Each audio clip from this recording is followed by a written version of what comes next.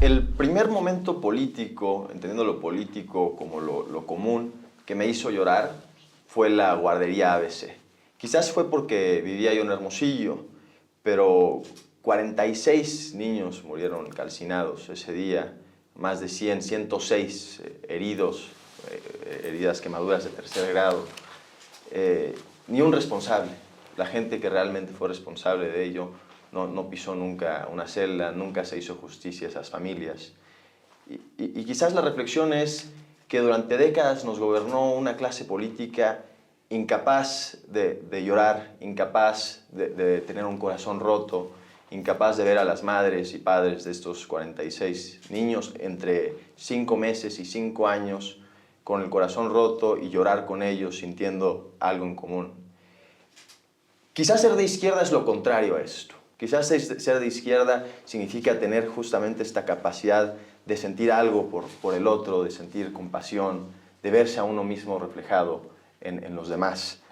Y en el 2018, la izquierda llega al poder justamente con la propuesta de una nueva clase política, nuevos cuadros distintos, que podamos comprender que la vida en común puede ser diferente, puede ser con ideales, puede ser más justa y que hay que emprender una lucha por ello y que la ruta por justamente defender la justicia, luchar en contra de la pobreza, la igualdad, mayor acceso de oportunidades tampoco es fácil. Y hemos tenido un gran líder, el presidente López Obrador, que ha hecho las cosas como van y con buenos resultados. Pero ahora ya inicia un proceso de maduración en la transformación de México y hacia el 2024 ya el partido oficial ha definido candidaturas sobre quienes encabezarán la continuidad de esta lucha por la transformación de Puebla. Y para ello le doy la bienvenida para hablar de este tema, de los desafíos de Puebla, en esta serie de mesas de análisis, conversaciones con el ciudadano, a tres grandes amigos que están con la persona que encabezará este asunto, esta lucha por transformar Puebla, por continuar la transformación. La doctora Sarina Peña, que ya la conocemos aquí. Muchísimas gracias, buen día. Buenos días. Es licenciada en Historia en la UAP, maestra en Ciencias Sociales por la UAP, doctora en Administración Pública por el CISDE y doctora en Historia por la UNAM, y también es coordinadora de Por Amor a Puebla, que es esa estructura del senador Armenta. Gracias, maestra. Muchísimas gracias a tu auditorio también por la invitación, por estar aquí con nosotros, escuchando un poquito de lo que será esta transformación, esta cuarta transformación en Puebla. Gracias, maestra. Francisco Baeza, quien es politólogo, fuiste regidor también del Ayuntamiento de Puebla. ¿En qué administración? 18-21. Del 18 al 21. Y también integrante de esa estructura de Por Amor a Puebla. Gracias, Pablo. No, gracias a ustedes. Gracias. Y Manolo Vega Zuc, quien es urbanista por la Benemérita Universidad Autónoma de Puebla, especializado en procesos de sustentabilidad por el MIT y especializado también en diseño e innovación para la planeación de ciudades por la Universidad de California en Berkeley. Así Has estudiado también en Estados Unidos, mi hermano. Un poquito, sí. Gracias por estar acá. Gracias por la invitación, Julián. Ahí Luis y Jorge, gracias por recibirnos. Pues, maestra Celina, doctora, hablemos un poco de cómo estuvo el proceso de selección. El senador Armenta gana en casi todos los rubros, si no es que en todos los rubros de las encuestas que presenta el partido. Platíquenos un poco acerca de cómo fue ese momento, en dónde estaban, cómo fue la noticia, cómo estuvo eso y cuál fue el sentir del equipo después del anuncio de la victoria. Bueno, quiero decirte que el sentir del equipo, y creo que de muchos poblanos y muchas poblanas, de miles de poblanos y poblanas, fue de esta sensación de bienestar. No quisiera yo hablarte de triunfo porque si algo ha caracterizado al equipo del senador Armenta y a él mismo en su persona es que no nos medimos y no caminamos bajo el triunfalismo, sino bajo el trabajo colectivo, con mucha humildad y con mucha cercanía al pueblo. Quiero decirte que el equipo estaba trabajando también, eso es muy importante. La coordinación de colectivos estatal, que la conforman también Paco y Manolo, pues estaban trabajando en tierra. Yo en ese momento estaba en una actividad académica con científicas académicas de América Latina, Y bueno, a mí me tocó estar trabajando. Seguramente muchos participantes, muchos de los amigos, de los ciudadanos, ciudadanas que acompañaron al senador también estaban trabajando. Nunca hicimos una política de manos caídas, así que pues a todos si me preguntas dónde nos agarró, a todos nos agarró trabajando, pero sí estábamos muy tranquilos, estábamos muy conscientes que el trabajo se había hecho. Entonces resulta que no todos en el equipo son políticos y no estaban allá en el hotel en la Ciudad de México, estaban en actividades ordinarias en la universidad, estudiando, en la chamba, en la oficina y reciben la noticia. Así es. Ya, qué interesante. Paco, ¿tú, cómo sintieron el proceso, o sea, en este asunto como la pre-campaña o el proceso de selección, la encuesta? ¿Cuál fue la estrategia para ganar esto? O sea, ¿cuál es el diagnóstico que hacen de por qué se ganó la encuesta? Claro. Antes que nada, gracias Julián por la invitación, gracias Jorge. Teníamos tiempo queriendo hacer algo, por fin se nos hizo estar en este bonito escenario que tienen dispuesto ustedes. Así que muchas gracias por la invitación. ¿Por qué se gana la encuesta? Mira, pasa algo muy curioso con este proceso, Julián. Se desmitifica aquello de que gana el que tiene más dinero. Siempre se ha dicho que las campañas se ganan con lana. El que pone más espectaculares, el que compra más portadas de revistas, el que organiza los desayunos más suntuosos. El senador, nosotros ganamos la campaña haciendo lo contrario, caminando, que es lo que nos enseñó el presidente de la República. No apostamos. Nosotros no fuimos la opción de los poderes fácticos, no lo fuimos de la oligarquía, de los medios de comunicación, tampoco de la clase política. Fuimos la opción del pueblo, la opción de la gente, la opción que nosotros conocíamos caminando en los tianguis, en los mercados, en las calles. Recorrimos los 207 municipios, no haciendo mítines multitudinarios. Esos mítines son engaños, ¿sabes? Es una reverenda simulación. Son los mismos de siempre. Los llevas de un municipio a otro y son los mismos. No, lo nuestro es contacto directo con la gente. ¿Y haciendo qué? ¿Que van a Izúcar y qué le dicen a la gente? ¿O van a Chinconcuautla y qué hacen? No le decimos nada a la gente. Escuchamos a la gente. Escuchamos. Es lo que enriquece la propuesta política del senador y la nuestra. Es escuchar a la gente. Entonces, ¿cómo se ganó la encuesta? ¿Cuál es la clave para ganarla? Recorriendo el Estado. Caminar. Y no descubrimos el hilo negro, es lo que hizo el presidente durante tantísimos años. Mario Martel, con en su prosa muy particular, lo comentaba hoy en la mañana en su columna. El presidente marcó cuál era el camino, era recorrer las calles. No hay misterio en eso. Ya, oye, nos gobierna, bueno, en Puebla capital ha gobernado durante algunas administraciones en el pasado, ahora la retomaron desde el 21, un grupo facción conocido como el Yunque, ¿no? Que ahora aspira a gobernar también el Estado, es ya el candidato, el alcalde de Puebla de facto, de propuesta del Frente Amplio por México, del PRI, del PAN y del PRD. Un poco cómo calan la situación, cuál es el diagnóstico electoral que hacen rumbo ya a la elección. Me quedo Manolo. Nosotros nos mantenemos fuertes, Julián, debemos trabajar como la izquierda nos ha enseñado, bajo el ejemplo del presidente, sumando los liderazgos que más se pueda a nivel estatal. Confiamos en el panorama porque, como comenta la doctora y como comenta mi compañero Paco, caminamos y escuchamos mucho a la gente.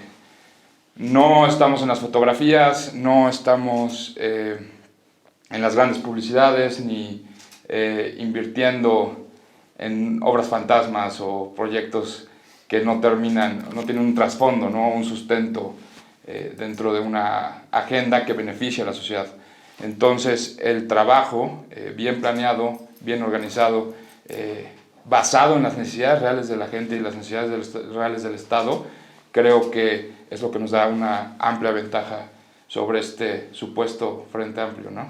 Oye, Celina, me dice Paco que en el equipo del Senado se dedican a escuchar a la gente. Tú coordinaste este asunto de Por Amor a Puebla. Sí. Que el libro realmente es un diagnóstico, ¿no? Así es. De lo que escuchan de la gente. Pues platícanos un poco qué es lo que han escuchado de la gente, o sea, qué quieren los poblanos, cuáles un poco de las inquietudes que tienen.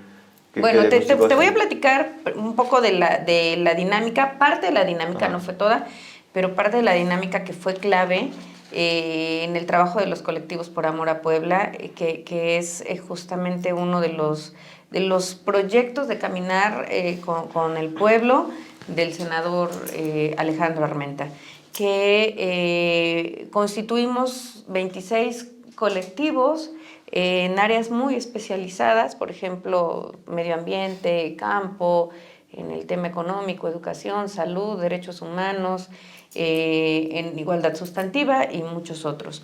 ¿Integrados por quiénes o por especialistas? Por especialistas o por involucrados, académicos, digamos, eran grupos muy, muy, muy fuertes, productores también, en el caso, por ejemplo, de campo, y nos dedicamos a recorrer todo el estado con mesas de diálogo. Estas mesas de diálogo se encargaron de que tuviéramos un contacto directo con el pueblo, con la gente, recogiendo las demandas ciudadanas, las necesidades del pueblo, pero también el respaldo de los académicos nos permitió contrastar aquello que era el sentir del pueblo frente a lo que los datos y los números científicos nos estaban arrojando. Entonces, este diagnóstico se pudo construir primero con la mirada del senador Alejandro Armenta, que tiene más de 30 años caminando, teniendo este contacto directo con la gente, pero cuando vemos la otra parte del trabajo de los colectivos, pudimos conjuntar esta visión que él tiene de Puebla, este amor que él tiene por Puebla, con los académicos, los especialistas y por otro lado con la sociedad en general. Entonces tuvimos reuniones en los 217 municipios, en las 26 distintas áreas, que nos permitió tener un diagnóstico que va más allá de lo que de repente podría ser una consultoría, ¿no? A nosotros varias veces nos llegaban a comentar, bueno, es que la consultoría tal te puede crear este diagnóstico y te puede crear el plan en 2 días. Y te cobra tanto, ¿eh? Y te cobra millones, pues sí. Pero esa consultoría te va a entregar a ti, y va a ser lo mismo para Chiapas que para Sinaloa, que para Colima, que para Tlaxcala, sin el sentir de la gente, ¿no? Es más, ya está casi que en la base de datos, como si le preguntaras a la inteligencia artificial así de, a ver, un diagnóstico para Puebla. Pero ni la inteligencia artificial ni las consultorías de relumbrón pueden determinar lo que en este momento está sintiendo la ciudadanía. Y por otro lado, algo que tuvimos muy claro en este trabajo colectivo y comunitario, porque nosotros estamos trabajando desde esta base de la C4D, de la Comunicación para el Desarrollo y el Cambio Social, para la transformación social a partir de lo que UNESCO marca y de cumplir con los Objetivos de Desarrollo Sostenible de la Agenda 2030, es que no podemos confundir lo grandote con lo grandioso. Muchos de los políticos tradicionales, y que justamente con esto rompió Andrés Manuel López Obrador, es que hay obras que pueden ser muy grandotas y muy bonitas, pero no son grandiosas. Dejamos de confundir nosotros lo grandote con lo grandioso.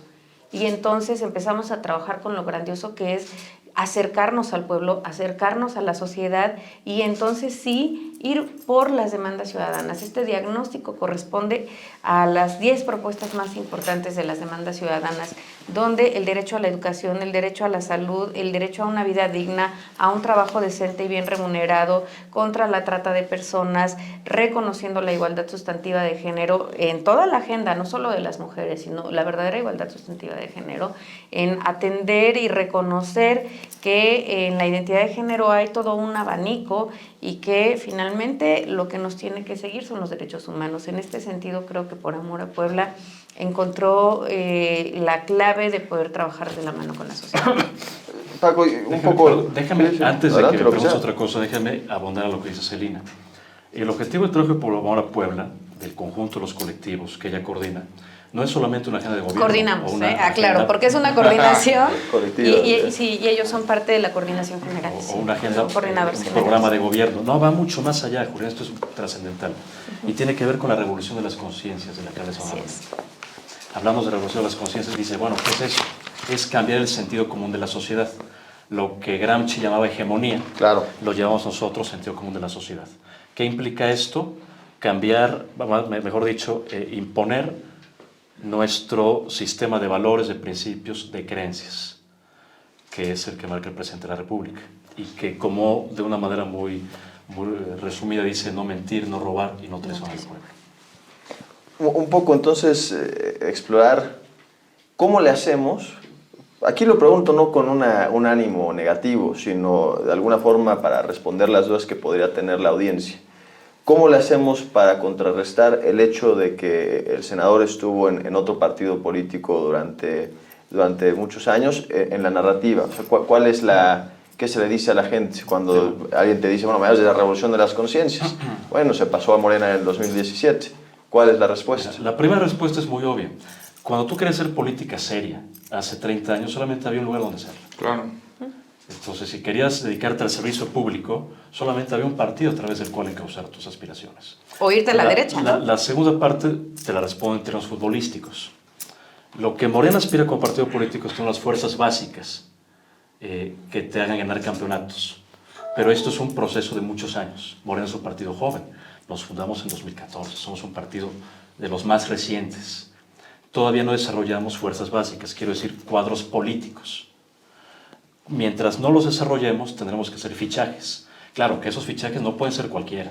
Tienen que ser perfiles, jugadores que encajen en tu sistema de juego y que compartan el espíritu y las creencias del equipo. Entonces, ¿qué le respondamos a la gente? Pues eso.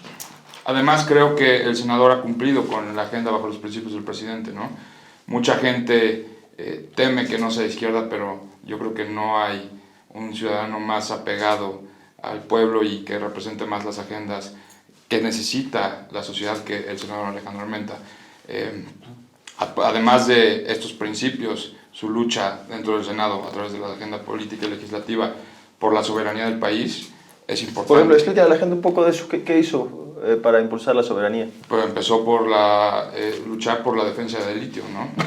en nuestro país, lo cual es un recurso natural muy peleado. México es el tercer país con mayor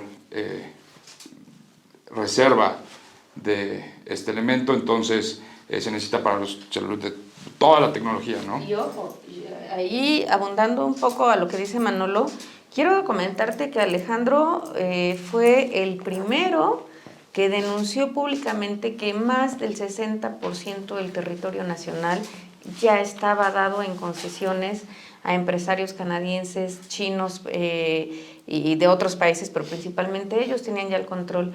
Y esta lucha por el litio no solamente es una lucha por esa reserva, sino caminó hacia la ley minera, pero también tuvo otras, el derecho a la identidad. No, las protecciones ambientales alrededor de las mineras que contaminan sin importar, ¿no? Todo el mundo vive cómodamente en Canadá, siendo uno de los países más sostenibles del mundo, mientras América Latina está destruida por culpa de sus mineras, ¿no? Entonces hay que tener mucho cuidado a la hora de proteger no nada más nuestros recursos, sino también el medio ambiente que rodea la extracción de esos recursos.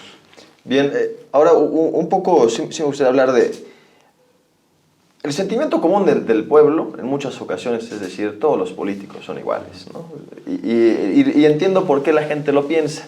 O sea, sí hay un cansancio y un desgaste de la clase política, estamos cansados de los de siempre, y entonces a veces cuesta trabajo que la gente distinga, especialmente aquellos que no están tan politizados, entre un proyecto y otro. Sí ser muy claro, a ver, por ejemplo, ¿qué representaría distinto Alejandro Armenta de Lalo Rivera? Un proyecto en esta ruta contra lo que podríamos ver hipotéticamente en un gobierno panista que regrese a Pues lo primero, y ya lo demostró Alejandro, es la cercanía con la gente. No es un personaje al que tú no puedas acceder. Y te lo digo yo que he visto el caminar de muchos políticos y que algunas veces he estado en la administración pública, y de aspirantes y precandidatos que empiezan en un suru, por ponerle una marca, y después acaban en una camioneta con 4 guaruras, con 8 secretarios particulares que encapsulan. Entonces tú de repente como ciudadano te quieres acercar al político y le tienes que hablar al particular del particular del particular del particular del particular del particular. Y entonces este político que va a tomarse la foto contigo, de repente ya no tienes acceso a él, ya no te saluda, ya no camina contigo y se vuelve inaccesible. Trabajar con humildad y de la mano con la gente, que fue un gran ejemplo que nos dio el presidente López Obrador. y que el senador lo ha reafirmado y lo ha asumido como suyo, es la cercanía con el pueblo. Estos políticos que te piden el voto y no regresan y cambian el número de teléfono, y algunos, decía la broma política, llegan y cambian de esposa, de casa y de camioneta. No es el caso del senador, ¿no? Esta cercanía, este rasgo que además él lo teorizó muy bien en su tesis doctoral. Él siempre habló de la bioética social. Y la bioética social es este compromiso social que tú tienes contigo como persona, pero también con los que te rodean. Y esto te va a dar una garantía no solamente de una cercanía ficticia, sino de un compromiso de trabajo, de que no va a traicionar los principios de Morena, que además son principios básicos humanos, y que va a respetar los derechos humanos. Y que además va a trabajar una agenda de gobierno no acorde a sus intereses personales ni compromisos políticos con nadie, sino a los compromisos sociales que tiene con el pueblo. Paco, adelante. Además, yo lo viví de manera personal durante mi aspiración independiente del 2018, cercano al yunque, y sí lo voy a decir así porque es un tema peligroso e importante para la gente de Puebla, la necesidad de obtener o recuperar el poder por poder, ¿no?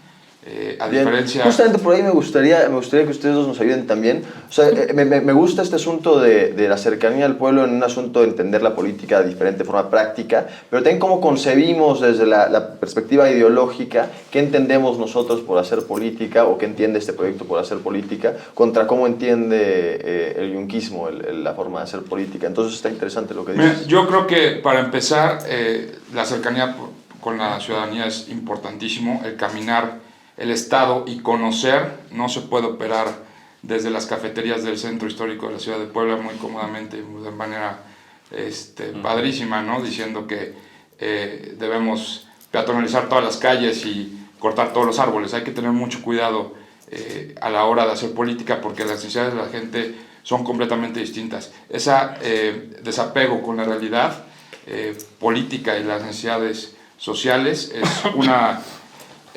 característica que a ellos los define y los pinta completamente, ¿no? Y hablas de este asunto, de eso de tomar el poder por tomar el poder, una cosa así. De recuperar el poder por recuperar el poder, ¿no?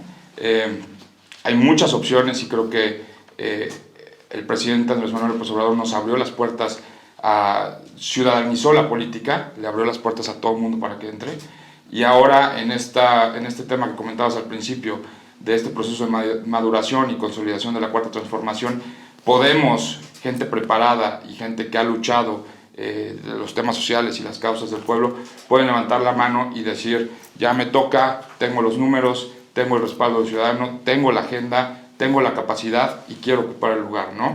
Y va a ser escuchado y va a ser recibido en el partido. A diferencia de los otros que siguen siendo los mismos, siguen siendo los viejitos de 200 años con todo el dinero del mundo y todas las casas, las casonas en el centro histórico, ¿no? Que se encierran, cierran las puertas de sus palacios y se olvidan completamente de las necesidades del pueblo. ¿Algo más sobre esto? Te he hecho otra pregunta. Sí, no, mira, déjame añadir a lo que dice Amador y Celina. Hablamos de cercanía con la gente, hablamos de ciudadanizar la política. Creo que cuando hagamos una valoración objetiva, quiero decir a la distancia de algunos años, del gobierno de López Obrador, uno de los mayores logros habrá sido haber politizado a la ciudadanía, haber hecho la política accesible para todos los ciudadanos. Ya no nos acordamos, pero hace 6 años la política era un ente externo a los ciudadanos. Por eso se hablaba de una clase política. El ciudadano no accedía a esa. El ciudadano veía al político desde la banqueta pasar en su Suburban. O en 6. O en una caravana, dejando una huella de carbono inmensa. Inmensa, cabrón. Creo que uno de los grandes logros del presidente es esto, o de esta revolución es esto, que la política, como dice Manolo, sea ciudadanizada. Eso lo entendemos perfectamente bien desde la izquierda, que el gobierno no es otra cosa que el pueblo organizado. En la derecha eso no se comprende. En la derecha se sigue viendo la política y el ciudadano como dos entes separados. Yo te gobierno a ti, no yo gobierno contigo. El trabajo que estamos haciendo desde la 4T y que en lo doméstico toca el proyecto de senador Armenta es gobernar con la gente, no a la gente. Ahora, el presidente ha tomado una narrativa desde que llegó de alguna forma confrontar directamente a los grupos fácticos que no han querido soltar el poder. Claro. El presidente mismo dice que tomamos el gobierno, no tomamos el poder. Entonces ha sido confrontacional, ha tenido una narrativa que ha sido confrontacional y que ha terminado de alguna manera sí de antagonizar a algunos grupos sociales que fueron importantes en la victoria abrumadora del 18, a clases medias, medias bajas y altas y aspiracionales. Un poco saber si hay que mantener esta narrativa o cómo le hacemos para quizás reintegrarlos o apelar a una base social más amplia. Aquí yo no tengo ninguna duda de que la izquierda, porque así lo indican todas las encuestas, seguirá gobernando en el 24. Creo que es importante consolidar la victoria más sólida posible en un ejercicio de gobernanza, no solamente para tomar el poder, sino también para poder gobernar adecuadamente con grandes y amplios consensos. Entonces, un poco, ¿cuál será la estrategia narrativa, Paco? Bueno, una base social amplia, dices tú, bueno, más amplia que 30 millones de votos está difícil. Aspiramos ahora a 30, 35 millones, superar esa meta. Es la base social. 2 millones para el Estado. 2 millones y pico para el Estado. Pero ¿cómo integramos a clases medias otra vez o a quienes se sienten un poco decepcionados? ¿Qué hay que decirles? La gente se espanta cuando escucha sobre este término de izquierda, ¿no? Lo único que queremos y lo único que luchamos es, de nuevo, por las causas cercanas a la gente, por la justicia, por los principios de no mentir, no robar y no traicionar a nuestro pueblo, por una agenda de sostenibilidad donde todos tengamos piso parejo y podamos aspirar a crecer. Lo hemos dicho, México tiene muchísimo potencial, ¿no? Y entonces no vamos a ser Cuba. No, ni Venezuela, por supuesto que no. Además somos un país de gente apasionada, de gente que gobierna con el corazón y también con la cabeza. Entonces yo no entiendo por qué la gente se apega tanto a este sistema neoliberalista, por así decirlo, cuando ya hay ejemplos de casos de éxito a nivel internacional de países que funcionan y funcionan muy bien con la izquierda. Hay que abrirnos un poquito y no hay que espantarnos tanto, hay que empezar a entender la agenda del presidente Andrés Manuel López Obrador, que va a dar continuidad con la doctora Claudia Sheinbaum, que es una académica científica y es una chingona. Todo eso nos va a ayudar a transitar no solo hacia la consolidación de la cuarta transformación, pero también al bienestar del país que lo necesita. Y yo agregaría... Perdón, dice algo que la gente tiene miedo. La gente tiene miedo de perder privilegios que de por sí no tiene. Claro. De por sí no tiene. Sí, no, ni tiene defiende los privilegios ni de los alguien tiene, más. Sí. No defiende esos privilegios suyos, porque en realidad más bien tendríamos que construir bienestar en lugar de hablar de privilegios. Pero hay que agregar también en el marco internacional que muchas veces los medios fácticos también cometen con toda la intención del mundo injurias, porque se habla, por ejemplo, de nos vamos a convertir en Cuba y en Venezuela, y con todos los errores que uno puede hablar de Cuba, pues también hay que reconocer que los Estados Unidos los tienen en un embargo, que no han podido crecer, y sin embargo es un pueblo que ahí está en resistencia, y es un pueblo que ha caminado contra todo el bloqueo, y es una isla, ¿no? Entonces también decir, bueno, es que los cubanos han empobrecido. No, los cubanos no empobrecieron, los cubanos han resistido a este embate, este castigo y este embargo que le han dado los Estados Unidos por décadas, desde los años 50, y ahí están. ¿Qué tal piden doctores ante las crisis humanitarias, no? Por ejemplo, ¿no? Y en el caso de Venezuela es una situación similar. Quiero comentarte, por ejemplo, que todo mundo se le ha ido en contra a Rusia con el tema de la guerra contra Ucrania, pero nadie se ha preguntado qué hacía Ucrania antes. O sea, nadie se ha preguntado por qué Ucrania tiene tan solo en la región que apunta hacia Rusia, pues 15 plantas nucleares. Y Estados Unidos se espanta cuando México quiere construir una segunda planta nuclear, ¿no? Entonces, allá sí tú quieres que haya 44 plantas nucleares apuntándole a Rusia, pero no quieres que haya una segunda en México, algo raro está pasando, ¿no? Y ahí está el pueblo de Rusia también resistiendo. Y además está resistiendo contra todo el discurso mundial de que son los malos. ¿Y aquí contra qué hay que resistir? Aquí tenemos que resistir contra el discurso de la derecha. Porque contra es exactamente la reacción hay que resistir. contra lo mismo. Porque si son los que controlan los medios, entonces vamos a tener a 80 Lorets de Mola diciendo nos vamos a convertir en la próxima Venezuela, en la próxima Cuba, y además son aliados de los rusos. Bueno, pues yo quiero decirte que el pueblo ruso en este momento vive bien, y que si no se han muerto de frío los europeos es porque sigue pasando gas ruso hacia Europa, ¿no? Hay intereses, o sea, tenemos que entender que hay intereses internacionales de una cúpula de derecha mundial que también quiere jugar los hilos en todos los países, y que son los que vienen y te dicen, oh, tenle miedo a la izquierda, oh, tenle miedo a que vas a perder, ni siquiera te dicen que vas a perder tus privilegios, ¿no? Te dicen, vas a perder todo lo bueno, y ahora todo el pueblo va a estar aplastado, y todo el pueblo va a estar empobrecido, y solo unos cuantos van a estar en la cúpula. Nada más falso, porque justamente lo que ha hecho el presidente Obrador es redistribuir el dinero y reorganizar el dinero. Tan solo pensemos en ciencia y en tecnología, que las grandes farmacéuticas, las grandes empresas eran los que tenían todo el dinero de CONACYT para investigaciones que no le servían absolutamente a nadie. Y que las becas además se daban a muchas, o proyectos que se le bajaban a universidades como el CIDE, ¿no? Y que de repente brincaron y tú decías, bueno, pues estos millones de pesos, ¿dónde están? El tema de la corte también. Claro. Entonces, ¿cómo? O sea, alguien con un salario de 7,000 o de 14,000 o hasta de 25,000 pesos, defendiendo los salarios de más de 400,000 pesos de los ministros. O sea, entonces, en el tema de justicia, ¿no? Y luego la presidenta de la Corte escribiéndole por WhatsApp hasta el propio presidente. Fíjate, ahora que mencionas eso, paréntesis, me dio a mí por meterme a la conversación en Twitter cuando pasó eso. Un poco contextualiza la audiencia, ¿qué fue lo que sucedió? Bueno, la ministra Norma Piña escribió al senador Armenta de madrugada y le dijo una frase, la historia te juzgará. Y no solamente el senador Armenta siendo presidente del Senado. Presidente del Senado.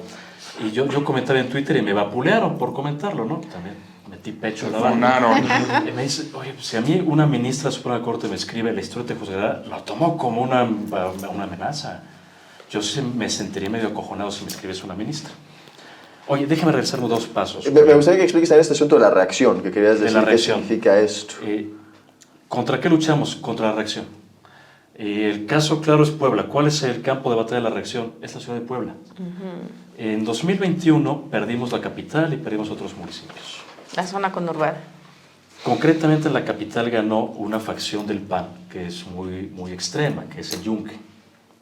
Estos días ha venido como delegado del PAN en Puebla un yunquista.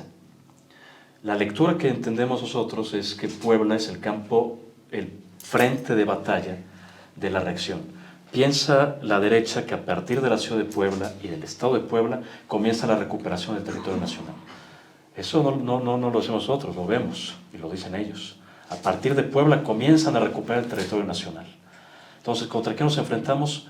Contra ese intento de arrebatar los logros del 18.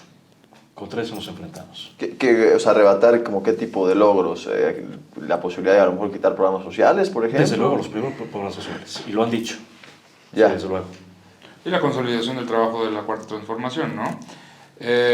Para cerrar este tema de izquierdas, la doctora Celina mencionó varios ejemplos de éxito a nivel internacional, que es los que te estaba comentando, pero yo también creo que la izquierda mexicana es una izquierda completamente diferente de todas, más suave, más consciente, donde primero, más social.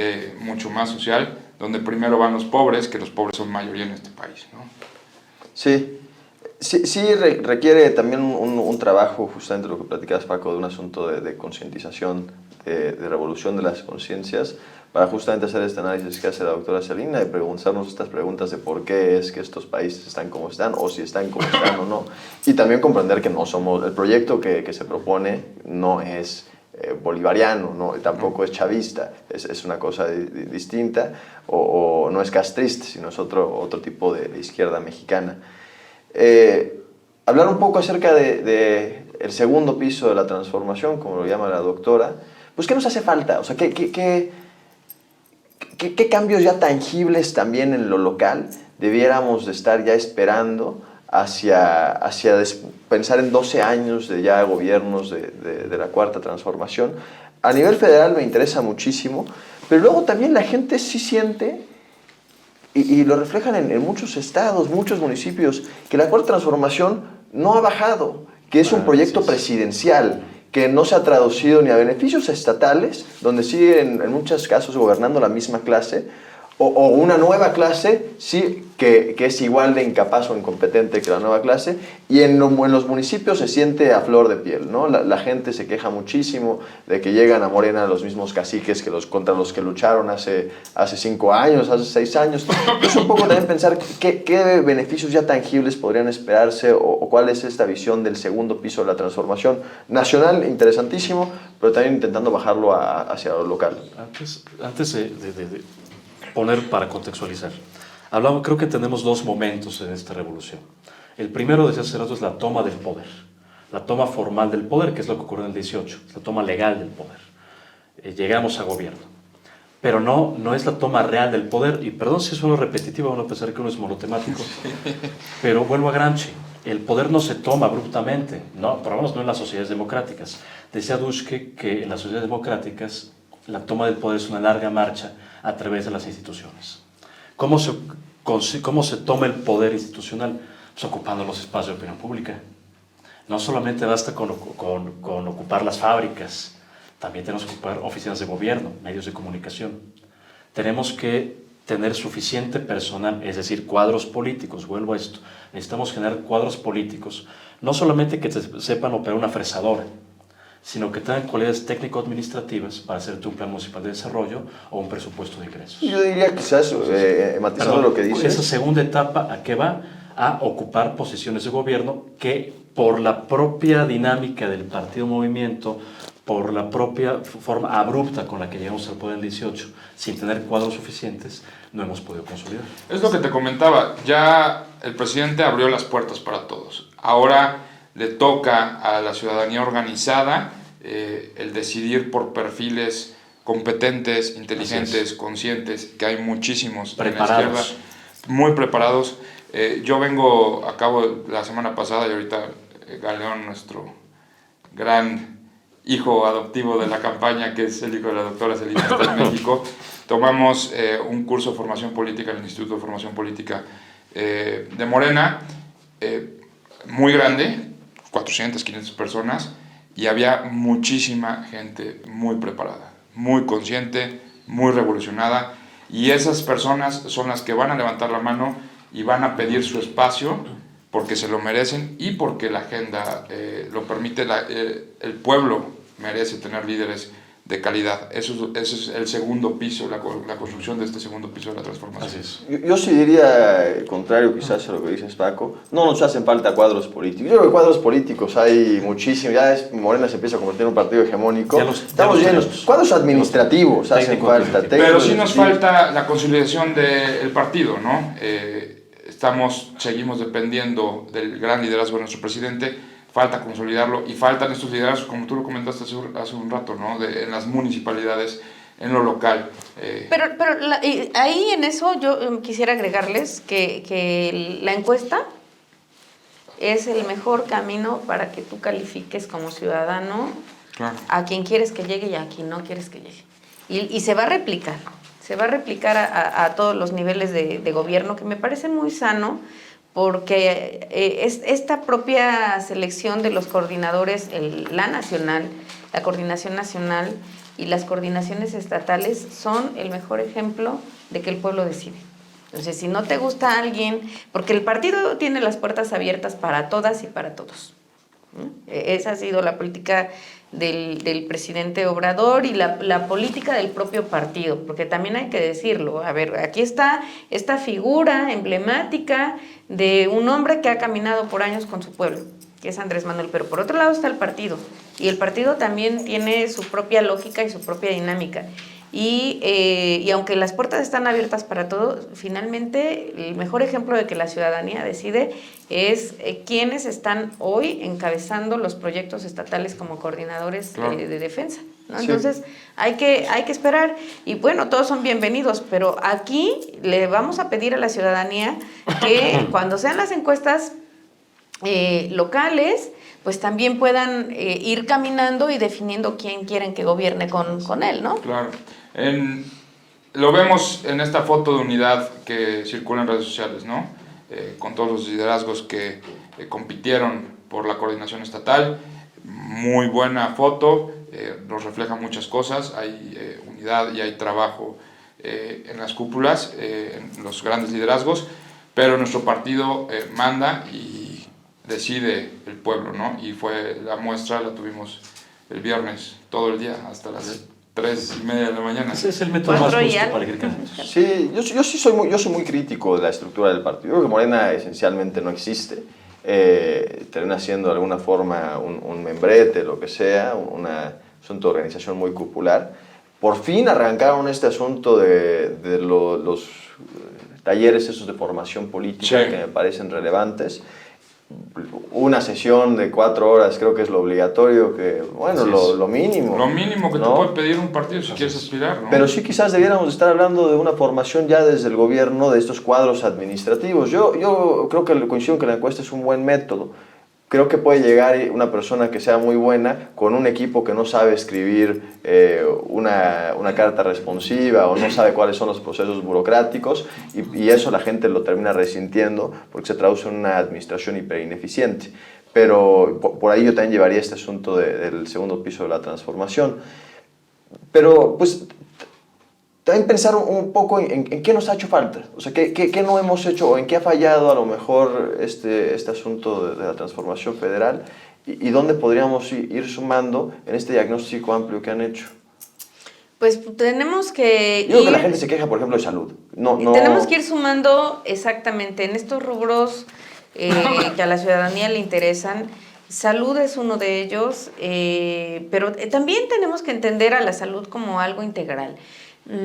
Y cuando yo me refiero a cualquier tema, yo lo pienso más como una política pública, porque por un lado tenemos este discurso de los medicamentos, los hospitales, pero ojo, hay una corresponsabilidad y no quiero acusar al ciudadano, pero sí hay una responsabilidad implícita en todos nosotros los mexicanos, que el primer principio de la salud empieza en casa, en el plato, en la comida, ¿no? La mayor parte de las enfermedades que hoy son un problema de salud pública en nuestro país empiezan en el plato. Pero entonces ahí no estamos hablando de un asunto de política pública, estamos diciendo que es responsabilidad individual o algo así. No, es una política pública porque tenemos que generar campañas de formación y reeducación. Es que no es lo único.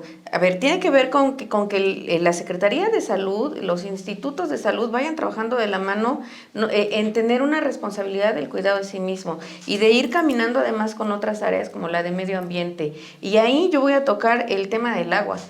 Puebla, por ejemplo,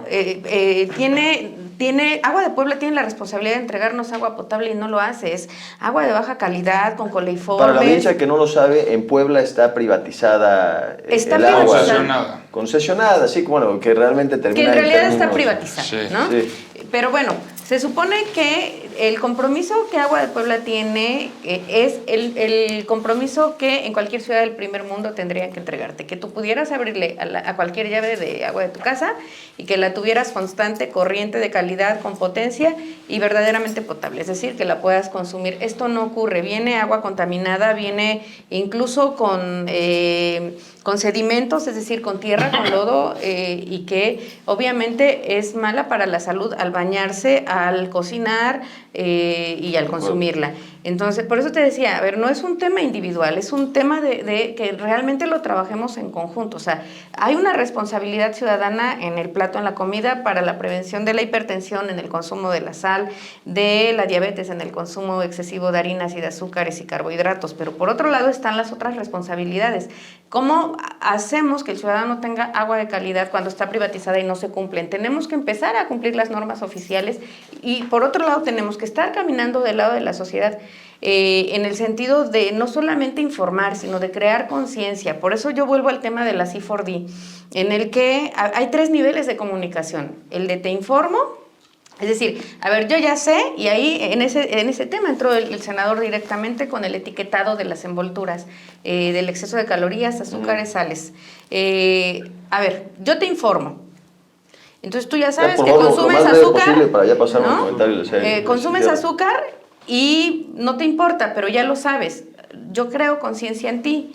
Entonces, bueno, yo ya no consumo el azúcar, pero si yo creo realmente una reacción, una revolución de las conciencias, entonces yo voy a trabajar con el colectivo para que no consumamos azúcar. ¿Me explico? Sí. Esa es la gran diferencia. O sea, no es así de, bueno, tú tienes diabetes, es tu responsabilidad. Entonces, si trabajamos en conjunto y bajamos estos números, bajamos estos niveles, realmente podemos garantizar salud. Y el mejor ejemplo de que garantizamos la salud de los mexicanos, que México garantizó la salud de los mexicanos, causados por el presidente Obrador, fue que nuestro número de muertos en la pandemia no se comparó con otros países. Estuvimos muy por debajo, incluso de los Estados Unidos, que es una potencia mundial. Manolo, échate un cierre. Pues yo concluyo todo lo que hemos platicado rescatando este tema de la importancia de la consolidación de la Cuarta Transformación, ¿no? Invito a los ciudadanos que representan las causas y las verdaderas agendas sociales a levantar la voz, a pedir la representación, a que se incluyan en las encuestas, a registrarse, a este tema del partido que ha abierto a la ciudadanía para puestos de elección popular, porque así, recuperando sus puestos o ocupándolos para empezar, así rescatamos la soberanía del país, terminamos de erradicar el neoliberalismo que tanto daño le ha hecho al Estado en especial, como lo comentaba la doctora Celina. Uno de los casos clarísimos del Estado es la contaminación de la cuenca del Alto Toyac, que nada más ha representado un gasto de dinero para todos los gobiernos sin resultados, y consolidar el proyecto de la Cuarta Transformación, que aparte yo estoy segurísimo y le apuesto que nos va a traer a largo plazo bienestar a todos los mexicanos. Doctora, un minutito de cierre. Bueno, pues pedirle a la ciudadanía que camine con nosotros, que camine con este proyecto de Cuarta Transformación, que el gobierno no se construye por sí mismo, que recordemos que el principio del Estado es que haya un territorio, un gobierno y una población. Y bajo este modelo tripartita, creo que podríamos realmente crear un nuevo modelo, no solamente de gobierno, sino de gestión, de muy buena gestión de las demandas ciudadanas. Paco. Bueno, Julián, ya han dicho lo suficiente Celina y Manolo. Yo cerraría simplemente invitando, como dice Manolo, a la gente a participar en política. No necesariamente no tienen que inscribirse por una elección popular. Hagan política en su casa, en su escuela, en la iglesia. Hagan comunidad. Eso es hacer política. Trabajo colectivo. Y ayúdenos con los comités en defensa de la Cuarta Transformación. Y nada, y pues agradecerles nuevamente el espacio. Esperemos que sea, en nuestro caso, la primera, pero no la última vez en venir con ustedes. Y que nos busquen también para la construcción de los comités ciudadanos. Así es. Sí, ahí pondremos sus redes sociales seguramente. En Estamos el video. para servirles. Y no solamente hacer política, bueno, quizás el acto político supremo no sea el voto, sino es invitarle una torta ahí a la señora que está en el centro, o ayudar a la señora que pide en el semáforo algo de dinero para su medicamento. O si no se puede No dar eso, mordida también, o no dar construye mordida. una mejor sociedad. O quizás es únicamente aquel que lo necesita ofrecerle un hombro para llorar, o verse a uno mismo cuando alguien más tiene el corazón roto, y sentirse cercano al resto de los demás, porque esta cosa solamente se mueve si la trabajamos juntos. Y entender que esta es una lucha difícil y es una lucha revolucionaria, el querer vernos en los demás, el querer sentir con los demás, el poder conmovernos, es quizás lo más antineoliberal que hay, y es quizás la forma más sana de hacer política. Gracias a todos los ciudadanos que nos ven, gracias por estar en esta mesa de análisis sobre el futuro de Puebla y el futuro de la transformación en Puebla. Nos vemos a la próxima y gracias a nuestros invitados. Gracias. Gracias y caminen con nosotros. Nos toca decidir.